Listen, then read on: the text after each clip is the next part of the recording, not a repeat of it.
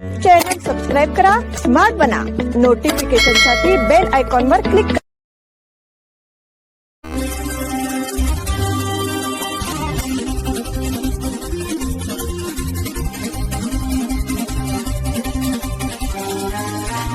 नमस्कार, स्मार्ट न्यूजच्या बुलेटिन मध्ये आपलं स्वागत. पाहूया आजच्या दिवसभरातील ठळक घडामोडी.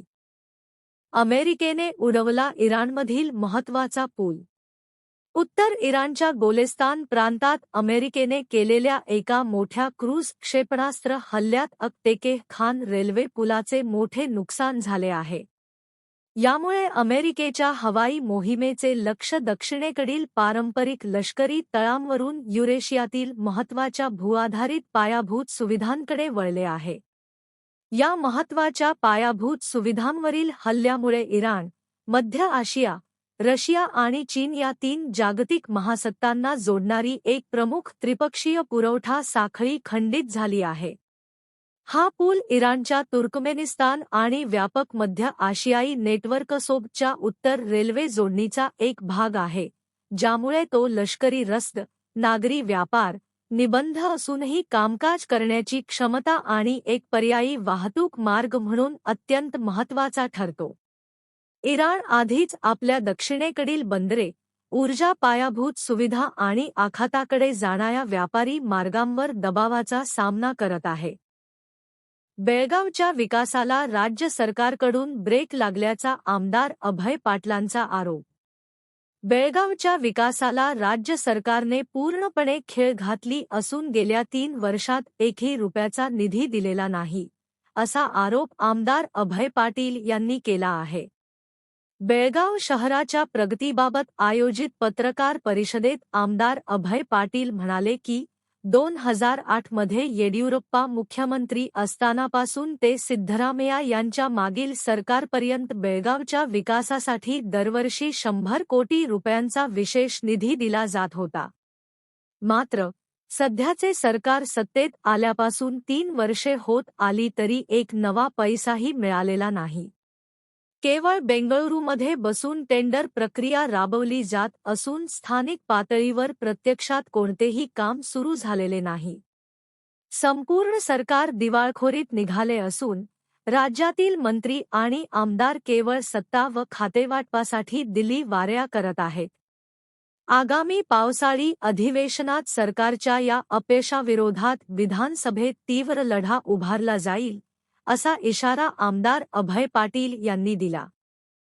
खानापुरात किरकोळ वादातून एकाची हत्या. खानापूर तालुक्यातील तोलगी गावात सांडपाणी सोडण्याच्या किरकोळ वादातून एका व्यक्तीची लोखंडी गजाने भोसकून हत्या करण्यात आली आहे.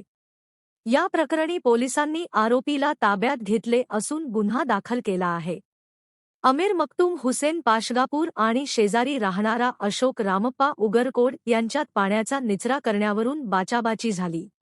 हा वाद अचानक वाढल्याने संतप्त झालेल्या अशोक उगरकोड याने अमीर यांच्या छातीवर लोखंडी सळईने जोरदार प्रहार केला. यामध्ये त्याचा मृत्यू ओढवला. या प्रकरणी नंदगड पोलिसात गुन्हा दाखल करण्यात आला आहे. भारत विकास परिषदेचा स्थापना दिवस साजरा. भारत विकास परिषद बेळगाव शाखेच्या वतीने परिषदेचा स्थापना दिवस साजरा करण्यात आला. कार्यक्रमास प्रमुख अतिथी म्हणून दिल्लीहून भारत विकास परिषदेचे राष्ट्रीय संघटन मंत्री सुरेश जैन उपस्थित होते.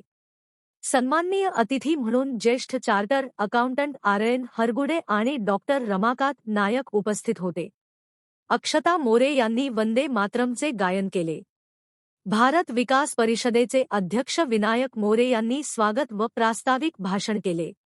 राष्ट्रीय महिला कार्यकारिणी सदस्या स्वाती घोडेकर यांनी परिषदेच्या सेवाकार्याची माहिती दिली. परिषदेचे दक्षिण भारत विभागीय सेवा सचिव पांडुरंग नायक यांनी नवीन सदस्यांना पदग्रहण शपथ देवविली.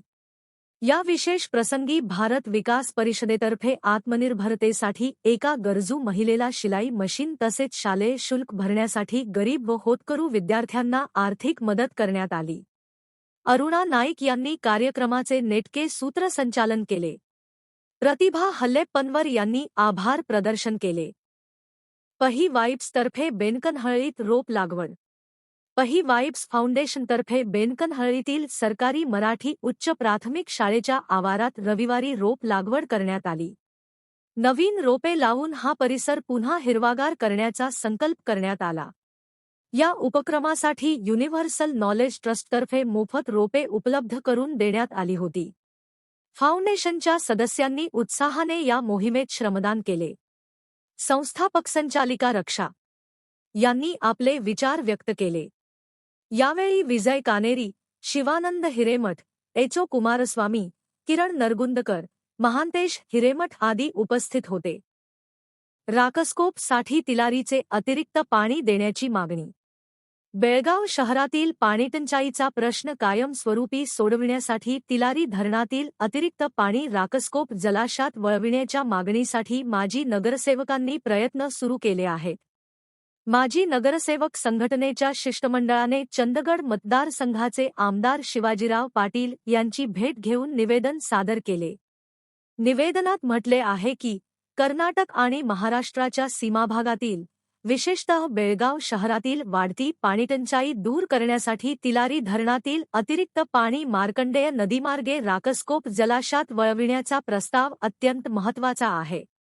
या विषयावर यापूर्वी अनेक वेळा चर्चा झाली असली तरी अद्याप ठोस निर्णय झालेला नाही. शिष्टमंडळाने आमदार शिवाजीराव पाटील यांना सांगितले की तिलारी धरणातून वीजनिर्मितीनंतर उपलब्ध होणारे अतिरिक्त पाणी राकस्कोप जलाशयात वळविण्यात आल्यास बेळगाव शहराच्या पिण्याच्या पाण्याचा प्रश्न मोठ्या प्रमाणात सुटू शकतो. शेतकरी वर्गाच्या दृष्टीने हा विषय अत्यंत महत्त्वाचा आहे. आपण या प्रश्नाचा पाठपुरावा करून दोन्ही राज्यांच्या सरकारकडे प्रभावीपणे मांडणी करावी, अशी विनंतीही आमदार शिवाजीराव पाटील यांना करण्यात आली. यावेळी माजी नगरसेवक संघटनेचे माजी महापौर शिवाजी सुटकर, दीपक वाघेला, अमर येळूरकर, सुनील बाळेकुंद्री आणि संजय पाटील कल्लेहोळ उपस्थित होते. याचबरोबर स्मार्ट न्यूज मराठीचे आजचे बुलेटिन इथेच संपले. धन्यवाद.